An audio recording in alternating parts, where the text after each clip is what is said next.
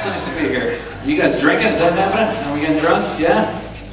No? We're not drinking? Of course you are. Yeah, why not? The roads are slick. Hell yeah. Let's do it. I don't drink anymore. That wasn't a choice. I suck at it. I wasn't good at drinking. I quit like 6.5 years ago, and I quit because like I was never like a jackass. I would just hurt myself all the time when I got drunk, and then I'd lie about it because I was embarrassed. You know? Like I broke my ankle just being a drunk ass. That's not a good story. You don't want people to know that about yourself. So I told everyone I broke it playing basketball because it sounds better, right? Then, I actually forgot who I was drinking with the night that I did that, and I tried to tell those guys that I was playing basketball. Yeah. And they didn't buy it. Hobbling on crutches, I was like, yeah, fellas, I broke playing basketball. They're like, you did? Huh? You mean the night you puked on yourself and fell down 3 flights of metal stairs? We had to drop you off the emergency room? You went out and played basketball after that? That's retarded. Why would you do that?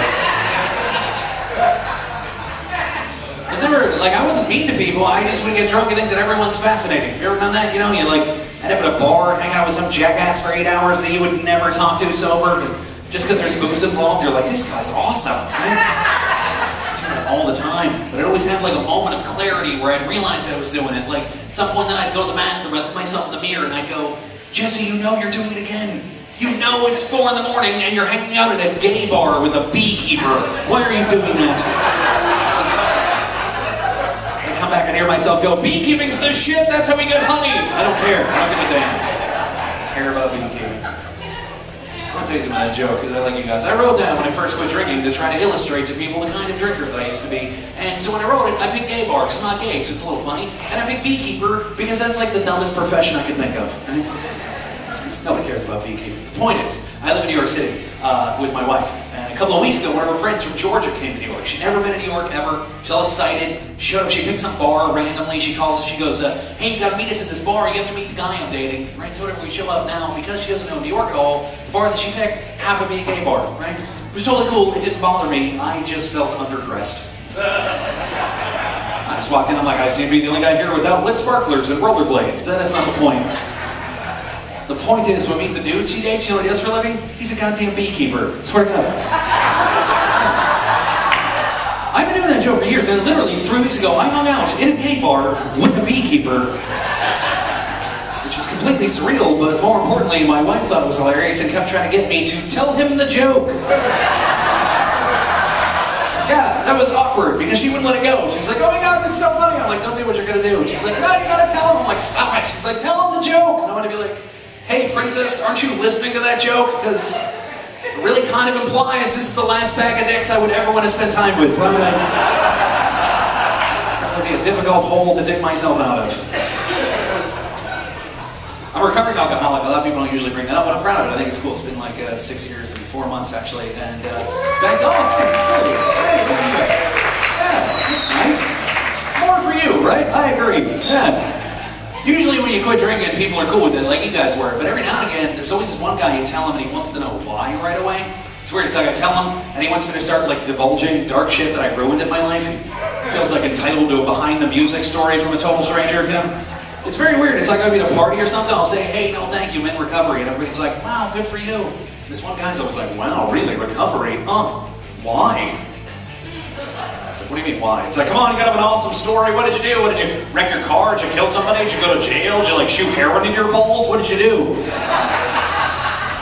Which is invasive. That's invasive because it's a disease. And you would never be that invasive with other people's diseases when you first found out they had it. Somehow alcoholism is like the only disease where it is cool to ask follow-up questions. You wouldn't do that with other. You would never meet somebody for the first time and be like, oh wow, what happened to you? You got AIDS, how'd you get that? Did you have Somali mouth sex? What went down? Did you nail a stowaway baboon? Did you get your blood transfusion Mogadishu? There's gotta be some awesome story we're gonna need to hear what happened to you. It's invasive, right? I've done those jokes on TV before, not the Somali mouth sex part, but the rest of it I've done on television. You're weird about that, which is stupid because Somalis don't watch network TV, but they're still shitty. I've done it a couple times. This happened to me like 3 times. Like some LA jackass, some like Hollywood show business tool to come up to me and go, hey, you know those jokes you do where you say you're an alcoholic? You don't have to do them because you don't seem like one. There you go. It's like, like, it's not really the point. I am. It's like, yeah, but you don't come off that way. It's like, well, I'm just trying to be honest. And they're like, yeah, but it doesn't seem to fit your character. It's like, I don't know what to tell you. I can introduce you to 3 pissed off state troopers and 4 jacked up mailboxes in New Jersey who disagree with you.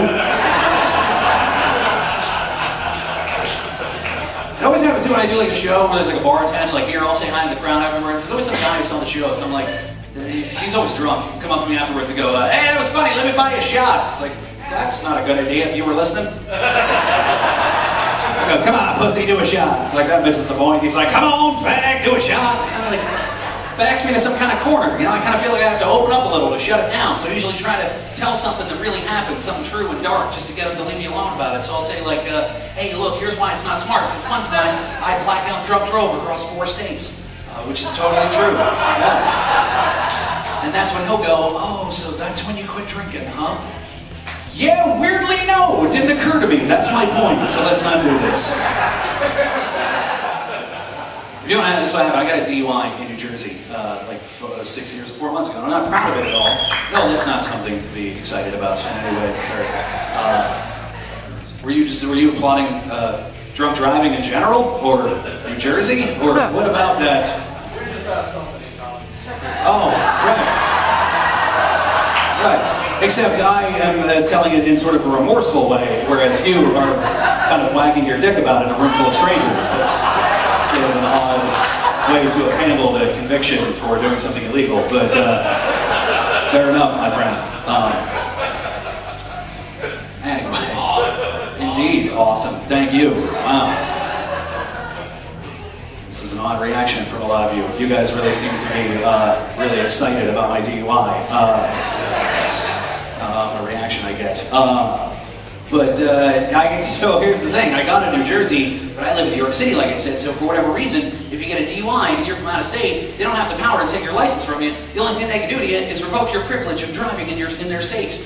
So what that means is for an entire year, I had to drive around the state of New Jersey.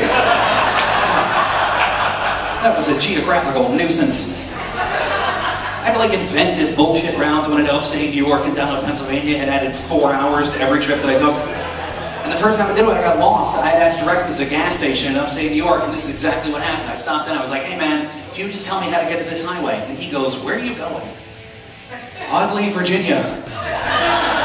He goes, Virginia? Why don't you just drive through New Jersey? It's like, well, hey, you've seen a globe. I can't do that. Because what does that mean you can't drive through Jersey? I'm like, I don't want to get into it. I just can't drive through Jersey. And I swear to God, he looks at me and he goes, it's not that bad.